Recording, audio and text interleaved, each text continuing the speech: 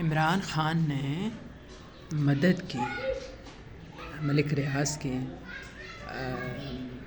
وہ 190 million pound کی unfreeze جو رقم ہے اس کو برطانیہ سے پاکستان لانے میں، لیکن یہاں آ کے انہوں نے حکومت پاکستان کو یہ رقم نہیں جمع کرائی بلکہ سپریم کورٹ کے اکاؤنٹ میں جمع کرائی۔ وجہ یہ تھی کہ ملک ریاض نے حکومت پاکستان کے ساتھ بھی کچھ کوئی گڑبڑ کی ہوئی تھی ادھر پاکستان میں بھی، اور اس سلسلے میں اس پہ کوئی جرمانہ تھا کوئی